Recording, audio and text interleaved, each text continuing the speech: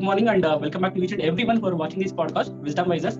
So today we have a guest called Sudha ma'am. So if you talk about this person, he's a certified life skills trainer and the master of the trainer program, and he's a content writer, case writer, also taking a lot of sessions for the students, in terms of skill development activities for various colleges in and around our city. So he's none other than Sudha ma'am. Thank you so much, ma'am, for this wonderful session. Thank you so much for welcoming me here. Yeah. So, ma'am, I wanted to understand, various aspects about the, skill set programs which you are conducted in your schools and all. So, I'll ask you some of the, basic questions. I need an answer from you as well, okay? So, you were I'll try my best. The first question is that all of us know that soft skills are very, very important. So, recently I've seen your profile. You are a certified life skills trainer. So, what is the difference between soft skills and life skills, and what is the correlation you can be able to draw from these two? See, when the child is born, we have different stages of development which happens in terms of their sensory objects, in terms of their motor skills, their intelligence level, their IQ level. So each, for example, if I take it from 0 to 2, it's different. 2 to 5 is different, and 5 to 5 years to 8 years is different. 8 years to 10 is different. And 10 to 12 is different. 12 to 15 is different. So we can't summarize or sum up saying that the child has lesser than the average IQ. You can't summarize because the child might develop any point of time at any stage. So life skills is all about developing their skills from as early as 5 years. Normally we start at 8. From the age of 5, the child is exposed to a number of things in their pre-nursery or kindergarten. They have their different subjects which they are exposed to. They have different environments they are exposed to. So everything is learning process as a child. So their childhood really plays a very big major role as an adult when they grow as an adult. So life skills from the age of 8 till 18 talks about how do you manage your finance, how do you develop your leadership skills, your interpersonal skills, how you develop. It's not that it is being categorized as a professional growth. No, the child is growing, and how the child can learn through number of games, sensory objects, puzzles, by reading. There are picture dictionaries, there are picture puzzles. So the various games which comes under it, and you give them the for example, a child has age has 8 or 9. If you give them an example, small 1 or 2 lines of a story, and you ask them what exactly happens, question them. When the questioning will help develop their thinking ability. They will think. That is the way the problem solving comes. Not just the math, but also on the other aspects of their life. For example, make them independent. That will help them more. They'll start feeling that yes, I'm capable of doing something. So life skills is all about developing those number of areas. There are around 25 areas which life skills focuses on. So as the child is developed, when the child reaches to the teenage, so it's all about the social obligations. What we see, the child has to survive in today's corporate world. So when they finish their graduation, they know how to talk and how to connect to people, and their behavioral skills and their communication skills, how effective they can be. See, nothing can come just like that. It's a process of 20 years is what I feel that if we could contribute ourselves side by side along with we growing self-growth, along with the family, if we could contribute for the child's development. So when the child is about 21, 22, the child is the adult or the teenager is grown up confident enough to face the world, rather than saying I don't know how to do it, I'm not going to do it. So sit with the compromise on their goals, compromise on their dreams.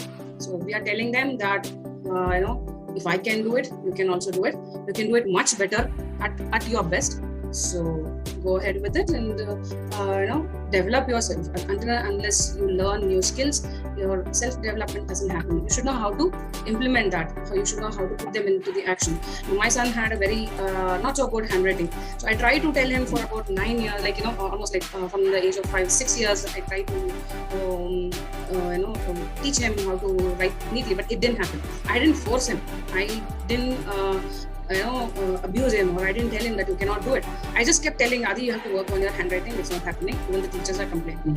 So the time came where last year he himself started feeling, oh, my handwriting is not neat. That number of years of me telling him, showing him, and exposing him, and giving an exposure to him, saying that, see, that you can do it, there's still time for you, you can improve on it. Then he, when I told him, okay, shall I put you into the handwriting expert, will you work on it? And he came up with it. He said, okay, I'll do it. So 2 months we went to, I took him almost like 10 kilometers from here, up and down 20. I used to take him every alternate days, and he used to practice there for 1 hour. He saw there was a kid who was like 5 years old, 6 years old, who's writing it neatly. So he started feeling like, oh, she is writing it, he is writing it, I'm not doing it. I told him, don't compare, just see that how you can improve on yourself. So we are just encouraging the child. See, that is also a skill development. There's a lot of underneath, the skill development happens is the confidence level increases. He understands that, okay, this is the requirement, so I should work on that. And he also feels that, yes, I can do it. And he didn't give up on it. Now he's working on that. So life skills and soft skills, they don't correlate with each other. I mean, they correlate with each other, but does not mean that what is soft skills has to come in the life skills, or what is life skills has to come in the soft skills. One of the common bridge between these two is the communication. So how effective can our communication be? I don't say that I sometimes communicate really good, sometimes communication is really bad. Yes, it happens because our emotions goes up and down. We also get influenced with the negative thoughts, negative comments. So I do tell my son, okay, this is what is happening. See, it's really affecting. So then he'll say, don't worry, I'm working on it. So that is all is needed. So influence the child with the confidence and motivate them. They will be better themselves. That is what life skills and soft skills teaches us actually. So basically, if the child understand basic things, and if he goes through self-reflection and self-realization, that is the best transformation. It comes with a lot of what do you call that? It comes as the child matures. If I tell all these things to 5 or 6 or 7-year-old child, the child is in the play mode. So the child will not understand at all what is happening. Now, when the child reaches to 8, 9, 10, it's a child having his own self and identity. He's feeling that, okay, I'm growing up, that feel will come. So when you are, there are kids who learn at a very young age, and they're very smart, they listen to what they're saying. There are kids who don't even listen to what they're saying. So it differs. Each child is different. So when they grow up to be adult, you can't have one set of module of soft skills and tell that, okay, these are the things which we require. So you need to have it. Come on, the child has grown it in this way. You can't expect the adult to be like it. But what we can do is that we can help them to support them to develop. So they will know that, yes, because they are adult, they will know that, I have to work on these areas. So they'll start working on themselves. For a child, you need that support. That help is needed there.